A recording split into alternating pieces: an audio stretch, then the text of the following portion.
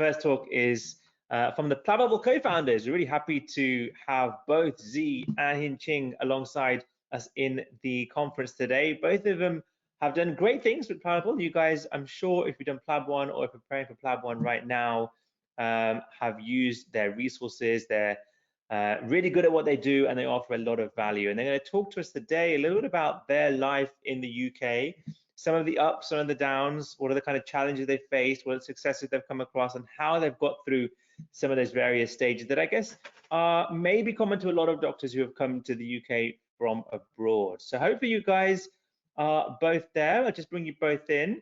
Perfect. Let me just make sure everyone can see that. Aman, thank you for organizing this. This has been amazing. So we thought we'd give a talk on life in the UK, our ups and downs, and sort of give a story of how we came to the UK and the struggles we faced, and hopefully inspire some of you. So first, let's talk about ourselves, right? So I'm a GP. My name is Wei Zian Zito.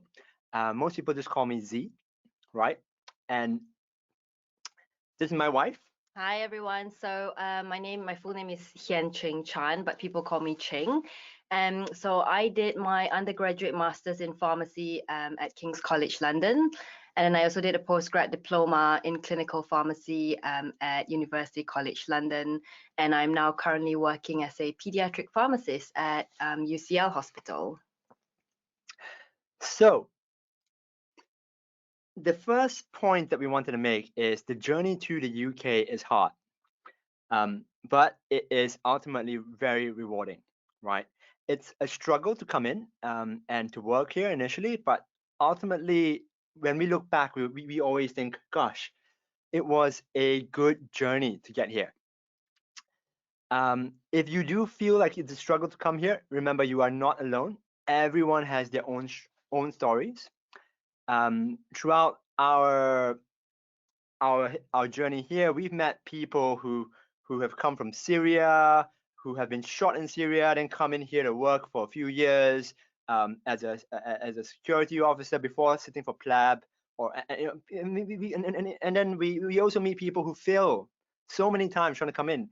I think there is one person we've met who's failed IELTS 10 times before coming in, and we've met people who are moms, who are 55-year-old moms coming into the UK after having a 10-year period of not practicing medicine. And it's very hard. So everyone has their own story. But today we are here to discuss our story, because we are here to hopefully inspire you to feel like you're not alone and that you can get through to come here.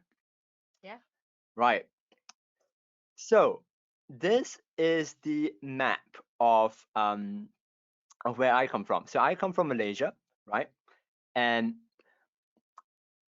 I studied in Czech Republic, and then in my last year, I was given the opportunity to switch over to Sweden. And then after I finished up, which is my intern year here, I started in Kilkenny, it's in Ireland, and then finally ended up in UK after a year plus in Ireland. So it might seem like a very straightforward journey, right? And you're thinking, that's not that hard. 4 different countries, yeah, so what, right? But it's more than that, right? And so this is just the beginning of the story. And Ching's story here. So mine is obviously a straight arrow line. And I come from Malaysia as well. I studied pharmacy in London, and I continued on from there.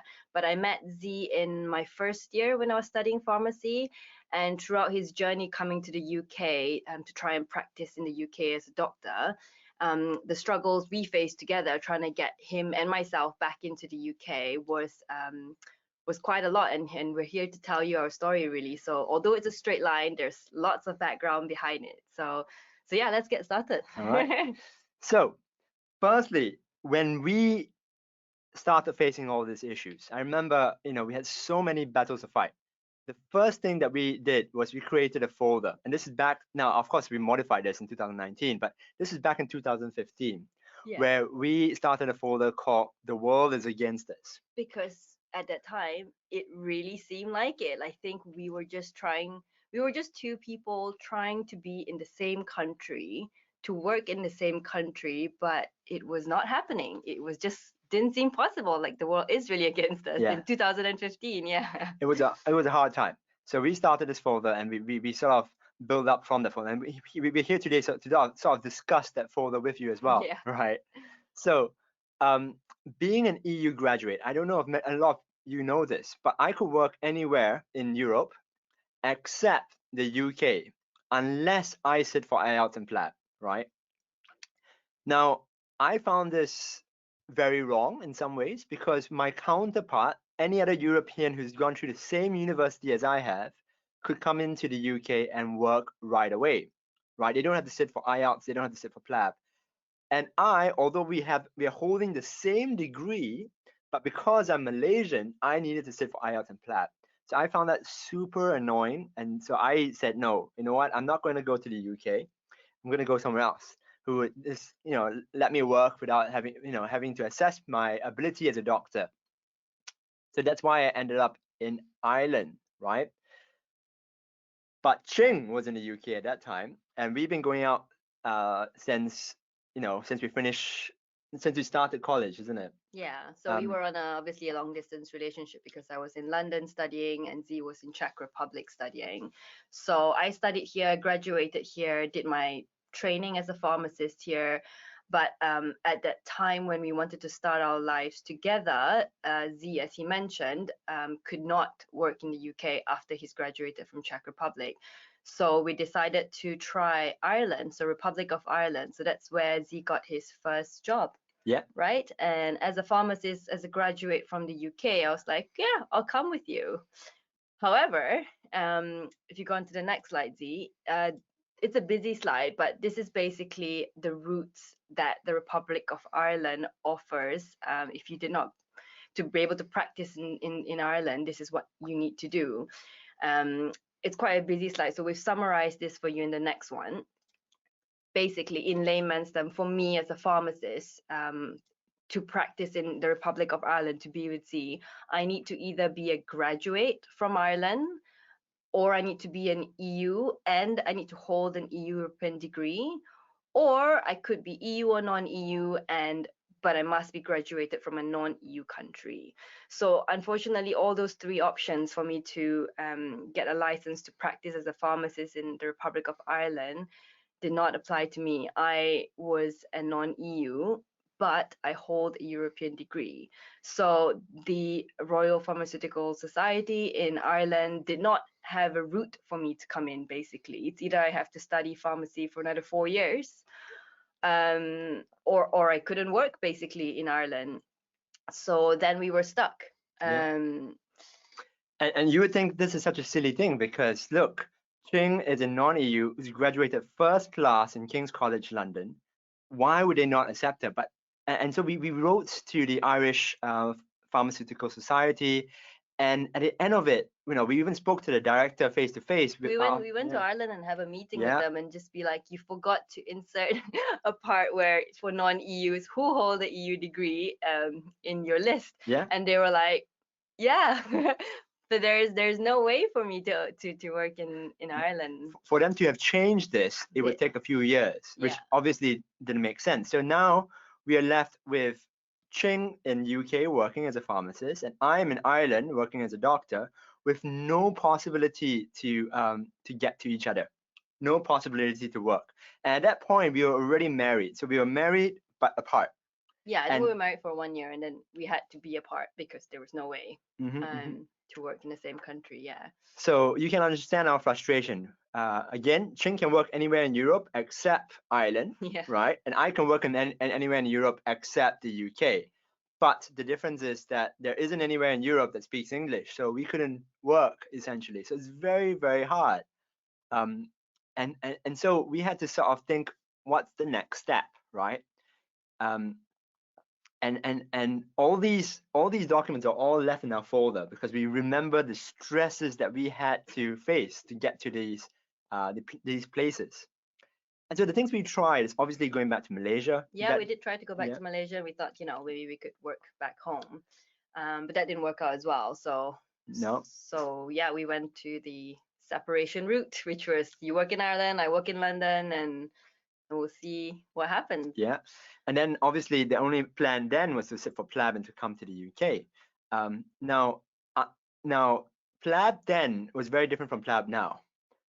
The one major difference is that I didn't have any resources to study for the Plab exam, so I subscribed to some question banks, which I found very difficult, and because of that, I didn't sit for the Plab exam, thinking that it was a very, very difficult level. And once I did sit for the Plab 1, I realized it wasn't actually that difficult. You know, it was a misconception that I had. But it wasn't so easy even sitting for the Plab exam. I think the one thing that threw us off was visas.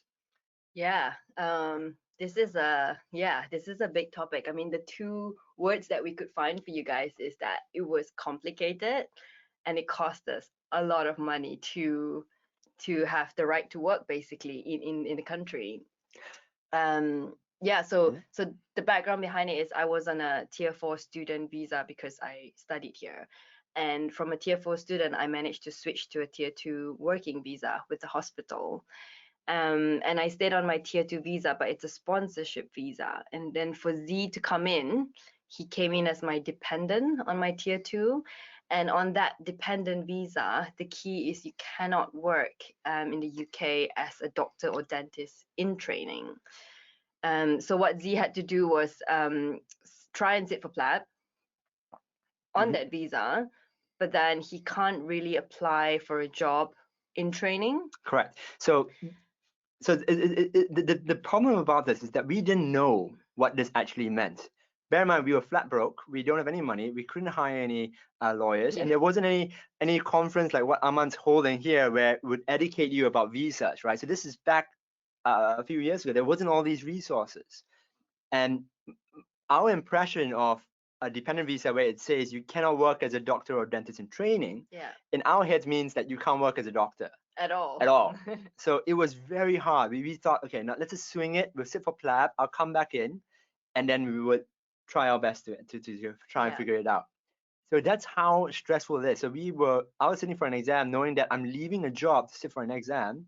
In which case, after that, I would probably not even be able to work as a doctor in the UK. Yeah, that's right. I think for you to come into the UK, you had to leave your first job in Ireland to then come here and try and sit for Plab and try and pass the exam and then try to see what you can work as, basically.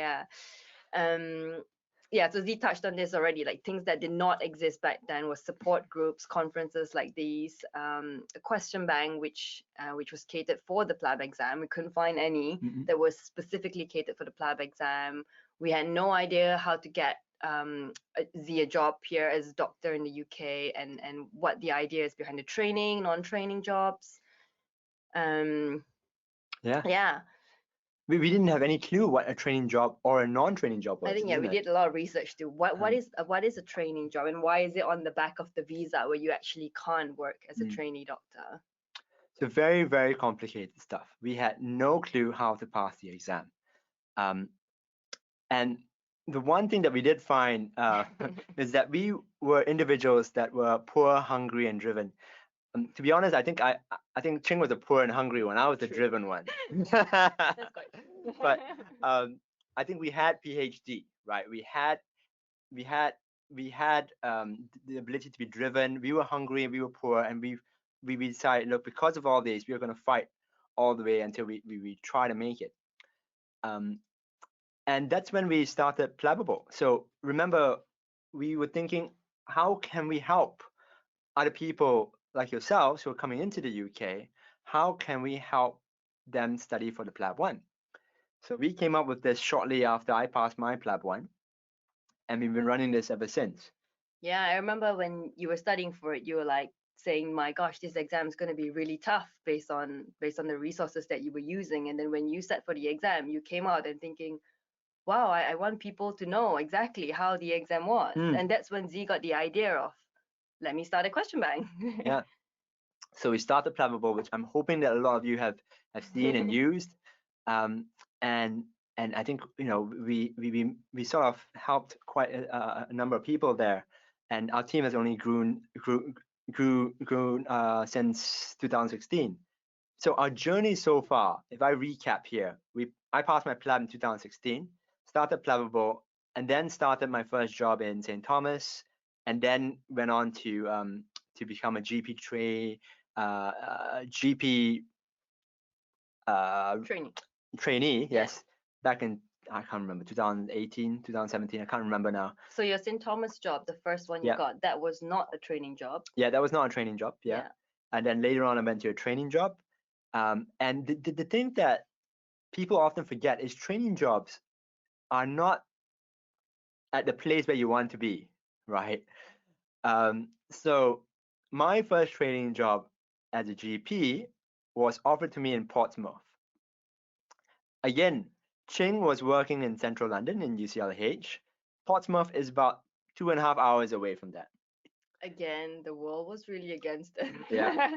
At the moment when Z had an offer for his GP training job in Portsmouth, we were like, yeah, we got an offer, but it's in Great. Portsmouth, so it's not travelable daily, we didn't think.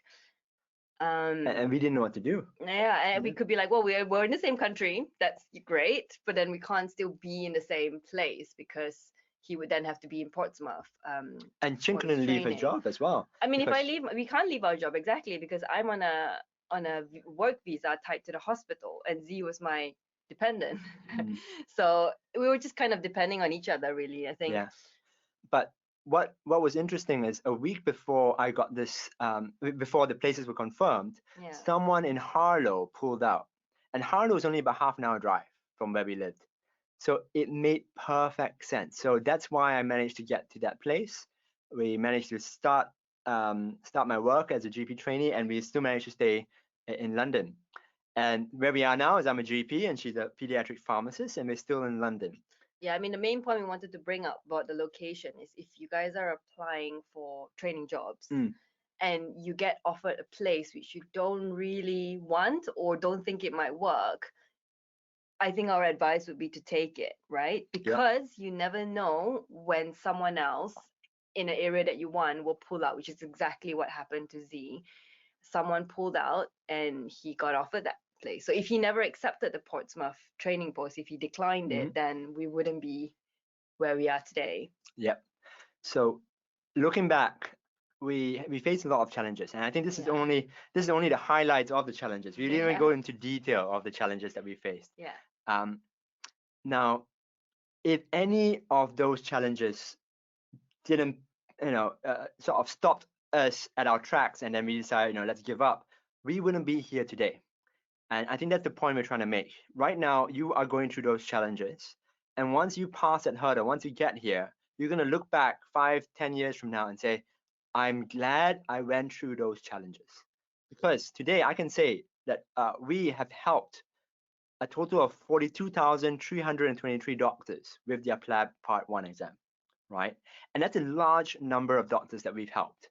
So I think looking back, I can really say, look, it was good that we had those challenges. If not, we wouldn't be here today. Yeah, that's right. And so we wanted to just quickly touch on the advantages and the disadvantages of working in the UK. Now, firstly, remember in the UK, one great thing is the work-life balance, which we really like. Yeah. Right? Our healthcare system's amazing. I really think so. We're going to add on to that. No, I mean, depending on where you guys are from originally and where you currently are, we were from Malaysia. So coming to the UK where we have the NHS system, I thought it's brilliant. I thought the whole system is brilliant. It's supportive. It offers free healthcare. And being in the UK or in London, for us, we were presented with so many opportunities, and we could travel. I mean, this is obviously based on our own experiences and where we come from. So for you guys, it could be different advantages. And we put the last one in because Disney Plus. So I'm a Disney fan. So when Disney Plus first came out in the UK last year, I think. Of course, right? Last Disney year. Plus. So we were like, yes, we have this. I'm back in Malaysia. I was telling my family, do you guys have Disney Plus? And they were like, no. And then we were like, yes. Yeah, we decided to put this on the advantage list just because we said, that's a huge advantage of moving here, right? I think if you come from India, you probably have Disney Plus now, Did, so it's not so much of an advantage, but it was back then, right? We're like, oh no, we have to put this in. Certain disadvantages are names is one of the things, right? Yeah. So I mean, when we introduced ourselves, you probably also wondered, well, you call yourself kind of different to what your actual names are. So Zee has a very interesting story to tell about his name and him trying to open a bank account in the UK. Yeah. So obviously now if you have a weird name like myself, not weird, I mean it's totally normal where I come from, but I think certain things like my first name Wei Xian has a space in the middle, and because of that one space I couldn't open a bank account for months and months. You know, you face issues like how do you even get paid if you can't open a bank account, right? The reason behind this is the bank accounts, they could put one entire word there without any space, but the second you put a space there, it will create an error. And if they join the name Wei Xian, then it would be invalid because your passport has a space. So they couldn't figure it out. And this is back in 2016. I couldn't open a bank account essentially in the UK. You know how stressful that is to work in the UK, not have a bank account, and trying to figure things out. Gosh, Yeah. a complete nightmare. Yeah, I mean, yeah, names. Yeah, my name is still. I think people still call me Hean or Chan, or it's just. I think our names are beautiful, but I think coming to the UK, one of the disadvantages you have to either create an English name or choose one part of your name and stick to it. So I think that's what we faced at the very beginning. Even now, we still do that in the hospitals, and we put family in because I mean, you guys may be able to come with family and bring your family over, which is great for us. We came on our own, and our families are all back in Malaysia, and we miss them a lot. So we're here, and especially with the pandemic and the COVID, we can't go back. So one of the disadvantages of being in the UK for us is everyone's back home. We have no family in the UK, no immediate family in the UK. Yeah. So just to think about, these are things to think about when you come to the UK, isn't it? But there's obviously more advantages than disadvantages. So our last 2 cents for you, right, Yeah. just to wrap things up, is first, don't give up on your dream.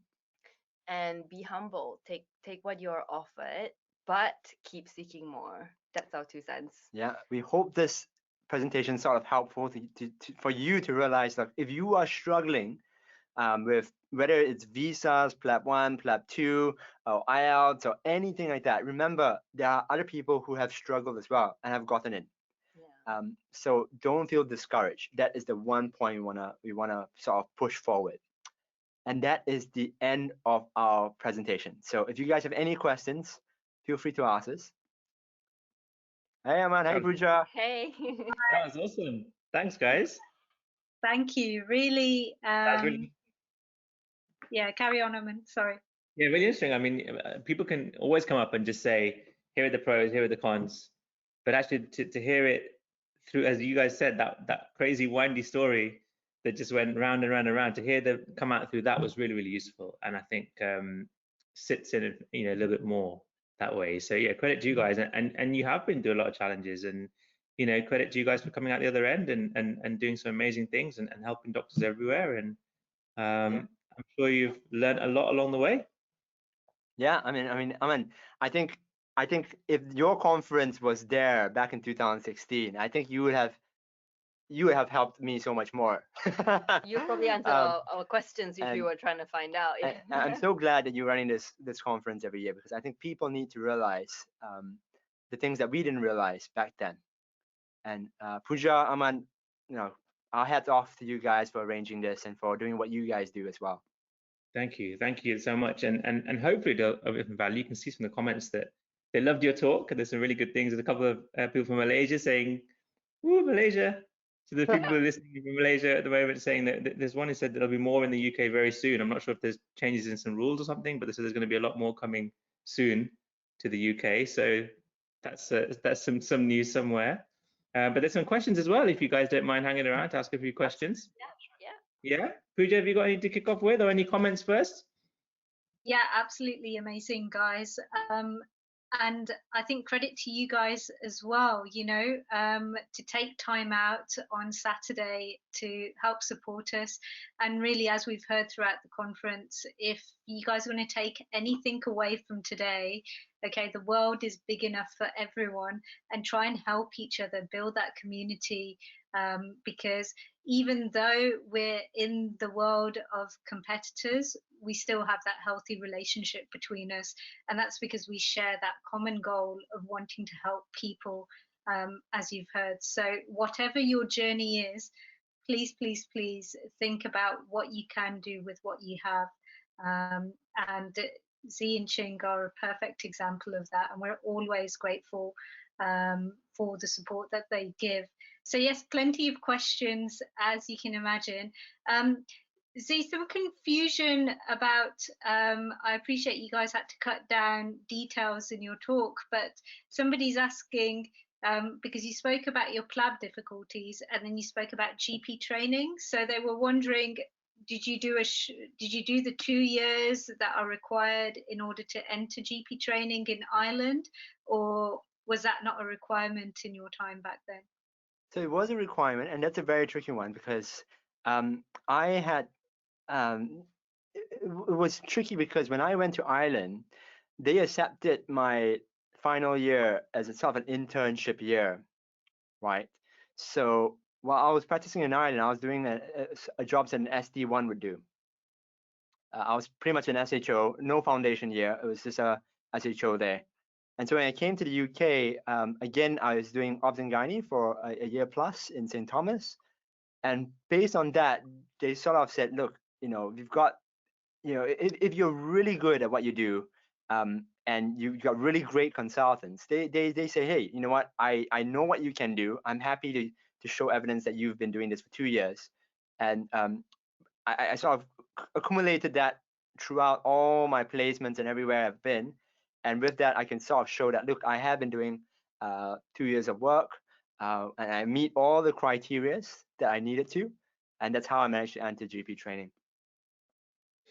Yeah, see that there right there is great, because a lot of people wouldn't think of trying to do that. They'd just be like, well, I need to do my other 2 years in the UK and add another bunch of time to their story. But what you did is you kind of worked the situation in the best way that you could, got it all done, and ended up cutting some time out, I guess, of your overall journey, which is really, really good. Another example of something that you did really quite smartly, I'd say, quite cleverly.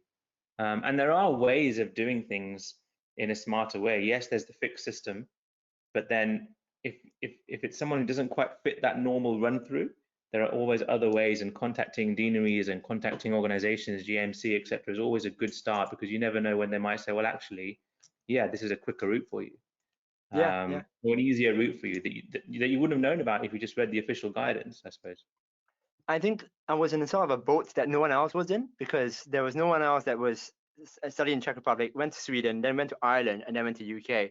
So because of that mixture, I don't think I fit into that specific category where I could show specific proof on that. So they sort of taken that into consideration, and then they said, like, yeah, that's fine.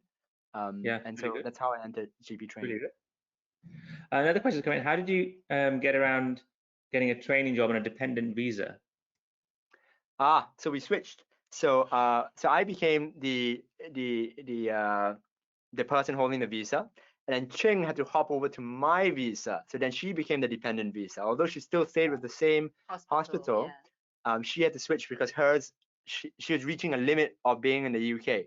So it wasn't for me. She wouldn't be able to be in the UK as well. So yeah, it was just basically I had to switch over. So as a training job, you had to apply for your own tier 2. Yeah. And Aman, you wouldn't believe how many visas we have. I think in total, in terms of like the amount of visa between Ching and I and all the different European countries, it's probably about 10 visas or more.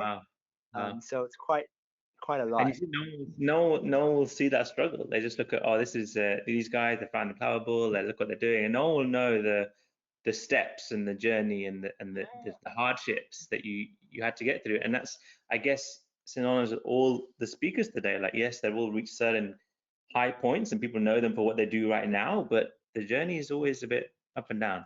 And only those who keep going and push through reach those positions. So, credit to you guys once again. Super journey. Yeah, just a comment to sort of end on a positive note. Someone's put down, Hollywood got nothing on their love story, and wow, their determination is inspiring. Thank you. Thank you. Thanks, Pooja. Thanks for Thank reading you. that out. Thank you guys once again. And just very quickly, we met Z, didn't we? When I had no idea that you had anything to do with Plabable, because you came on our CSA course as Absolutely. a final trainee, didn't you? Yes. And it was only later on, I think, when you told me you'd passed and become a GP, Yeah. that I think I got to know. I don't know how I got to know whether I found out or you told me. I can't remember. But at that I point, think I didn't. I reached out. I'm like, I was just like, hey, thanks for everything. Yeah, and we were yeah, that's right. And we were doing Plab teaching at that point as well. Many Plab 2 at that point. But yeah, it was amazing. And that shows the humbleness of you, because by then Plabable was doing really, really well. And you could have easily come up on that day and go, by the way, you know, we run Plabable. But you didn't. You just got on, you did your cases, and and you went and passed the exam, which is great. So huge credit to you, and really glad that you managed to come on today. And thank you, both of you, for sharing your story. Thanks for having us. Thank you. Aman, Pooja, thanks for everything. Thank you, guys. And just one more word, people have put in a lot of appreciative comments. So yeah, it really did go down very well, and I think it helped a lot of people. So thank you.